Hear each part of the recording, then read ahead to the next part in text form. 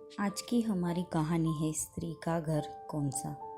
तुम्हें कितनी बार बताया है मेरे तैयार होने से पहले मेरा नाश्ता तैयार हो जाना चाहिए।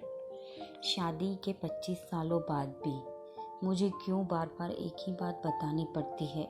लता, तुम्हें क्या है? तुम तो आराम से घर पर रहोगी, मुझे काम पर जाना पड़ता है। तुम हो कि हमेशा बेवकूफ़ों जैसी हरकत करती हो।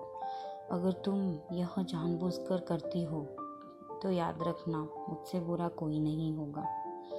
आज भी प्रशांत का पारा चढ़ा हुआ था। इन कटु शब्दों में अपना गुस्सा उतारते हुए, गीला तौलिया कुर्सी पर फेंकते हुए प्रशांत गुस्से से लता की तरफ देखने लगा। लता के लिए प्रशांत का यह बेवजह का गुस्सा कोई नई बात नहीं थी। वह महीने में 3-4 बार ऐसे ही लता पर बरस पड़ता था। पहले पहले लता उसका विरोध किया करती थी, लेकिन जब कई सालों तक प्रशांत में कोई बदलाव नहीं दिखा तो लता ने खुद को ही बदल दिया। अब प्रशांत के कुछ भी कहने से लता को कोई फर्क नहीं पड़ता था।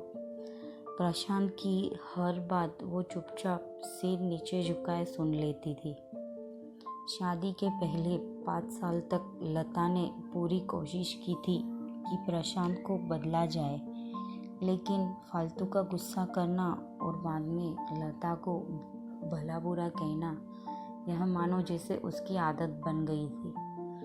कोई भी वाद विवाद होता तो प्रशांत सीधा लता को बोल देता, अगर मैं तुम्हें अच्छा नहीं लगता तो क्यों नहीं चली जाती हो अपने मायके? क्यों रहती हो मेरे साथ?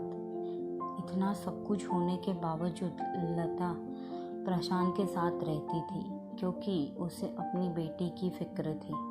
और वह जाती भी तो कहाँ, अपने बूढ़े हो चुके माँ बाप को इस उम्र में परेशान करना वह नहीं चाहती थी। समाज और लोग क्या कहेंगे, यह भी तो उसे देखना था। वह इतनी पढ़ी लिखी भी थी तो नहीं कि खुद जाकर कोई नौकरी कर सके और अपना और अपनी बेटी का पालन पोषण कर सके। लता को अब अपनी फिक्र नहीं थी। उसको फिक्र थी तो बस अपनी शादी लायक हो रही बेटी की। लता नहीं चाहती थी कि पति पत्नी के झगड़े की वजह से काव्या डिस्टर्ब हो। काव्या की पढ़ाई पूरी हो चुकी थी, उसके लिए अब शादी के रिश्ते आने लगे थे। कई रिश्तों को काव्या ठुकरा चुकी थी। 2-3 महीने बाद एक अच्छा रिश्ता आया। रिश्तेदारों और पहचान के लोगों ने भी लड़के की बहुत गुणगान किए थे। प्रशांत एक शाम अपनी बेटी के पास बैठकर उसे बताने लगा, काव्या, बहुत अच्छा लड़का है, पढ़ा लिखा है, बड़ा घर है, बहुत अच्छी नौकरी है। ऐसे रिश्ते बार बार नहीं आते बेटा, इस बार मना मत करना। काव्या अपने पिता से ज़्यादा बात नहीं करती थी, शायद डरती थी या शायद नफरत करती थी, लेकिन आज वो अपनी पूरी हिम्मत इकट्ठा कर बोली, मुझे अभी शादी नहीं करनी है पापा, मैं नौकरी करना चाहती हूँ, खुद अपने पैरों पर खड़ी होना चाहती हूँ। हाँ, तो उसमें क्या बड़ी बात है? मैंने लड़के से बात की है, वह तुम्हें किसी बात के लिए नहीं रोकेगा। तुम शादी के बाद भी नौकरी कर सकती हो, वह तुम्हें नौकरी के लिए परमिशन दे देगा। प्रशांत बोला, मेरा नौकरी करना या ना करना उसकी परमिशन पर क्यों डिपेंड रहना पापा? काव्या ने पूछा। मैं कह रहा हूँ ना, तुम्हें किसी भी चीज़ की कमी नहीं होगी वहाँ। ऐसे रिश्ते बार बार नहीं आते, इसे ठुकरा मत, बहुत खुश रहोगी तुम वहाँ। प्रशांत बोला, पापा, क्या मैं उतनी ही खुश रहूँगी जितनी मम्मी इस घर में खुश है? काव्या ने तंज कसते हुए कहा, आज तुम्हारी ज़बान कुछ ज़्यादा नहीं चल रही? प्रशांत गुस्से से आंखें बड़ी करते हुए बोला, पापा, मुझे शादी ही नहीं करनी है, क्योंकि शादी के बाद अगर वह लड़का आपके जैसा निकला तो मैं क्या करूँगी? मुझे आपके जैसा जीवन साथी नहीं चाहिए जो बिना बात के मुझ पर हमेशा चिल्लाए। मुझे कुछ भी अपनी पसंद का लेना हो तो 10 बार सोचना पड़े, कहीं वह नाराज़ ना हो जाए। मेरी तबीयत कैसी भी हो उसे परवाह ना हो, रोटी थोड़ी सी मोटी बन जाए तो घर सर पर उठा ले, उसकी चेकबुक ना मिले तो भी मेरा ही दोष निकाले और हर छोटी मोटी बात पर मुझे मायके जाने के लिए कहे। काव्या ने अपना दिल खाली करते हुए पापा से सब कह दिया। प्रशांत का गुस्सा 7वें आसमान पर था, लेकिन उसके मुंह से एक भी शब्द नहीं फूट रहा था। वो काव्या की बातें सुन रहा था। काव्या उतना ही बोलकर चुप नहीं हुई। आज पहली बार वह अपने पापा के सामने इतना कुछ बोल रही थी। पापा, आपने माँ के साथ हमेशा गलत व्यवहार किया है। आप अपने ऑफिस का गुस्सा बिना सोचे समझे माँ पर उतार देते हैं।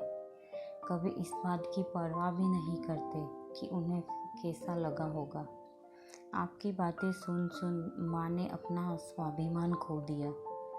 प्रशांत आज पहली बार अपने किए बर्तावों को महसूस कर पा रहा था। वो इतना ही बोल पाया, जो तुम्हारा मन है वो करो, मैं तो इतना बुरा हूँ ना।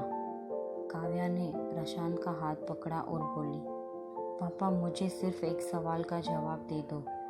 क्या आप चाहोगे कि मेरा पति आपके जैसा हो? अगर आपका जवाब हाँ है तो कर दीजिए मेरा रिश्ता आज ही, और ना है तो मुझे आत्मनिर्भर बनने दीजिए। प्रशांत कुछ भी ना बोल पाया और वहाँ से चुपचाप बाहर चला गया। आज उसे लता के सामने जाने में शर्म आ रही थी। चलते चलते उसकी आंखों से आंसू बह रहे थे। प्रशांत ने आज से अपने आप को बदलने का निश्चय किया। अगले दिन से लता ने अपने पति में काफ़ी बदलाव देखा। वह सोचने लगी कि जो हिम्मत काव्या ने दिखाई है, वह हिम्मत अगर मैं पहले ही दिखा देती तो शायद आज परिस्थिति कुछ और होती। अब काव्या पढ़ लिख कर अच्छी नौकरी करने लगी थी और 3 साल बाद उसके लिए एक अच्छा रिश्ता आया और उसकी विदाई पर प्रशांत बोला, बेटा तू हमेशा खुश रहेगी क्योंकि तेरा पति तेरे बाप जैसा नहीं है। प्रशांत की यह बात सुनकर लता और काव्या की आंखों में आंसू बहने लगे। दोस्तों, हमारे समाज में औरतों को भले ही देवी का दर्जा दिया जाता है, लेकिन वह स्वतंत्रता नहीं दी जाती तो उन्हें देनी चाहिए। उन्हें बचपन से ही बताया जाता है कि वह पराया धन है। स्कूल से आने में देर हो जाए तो पिटाई मिलती है, मोबाइल पर बातें करते हुए दिख जाए या खिड़की से झाँकते हुए दिख जाए तो शक किया जाता है। माँ बाप का घर तुम्हारा नहीं है, पति का घर ही तुम्हारा घर है। जीवन भर यह बातें बताकर उन्हें ससुराल भेज दिया जाता है और एक दिन किसी छोटे मोटे झगड़े में ससुराल वालों से उन्हें सुनना पड़ता है कि इस घर को छोड़ दो और मायके चली जाओ। आपको आज की कहानी अच्छी लगी हो तो लाइक और सब्सक्राइब ज़रूर करिएगा। धन्यवाद।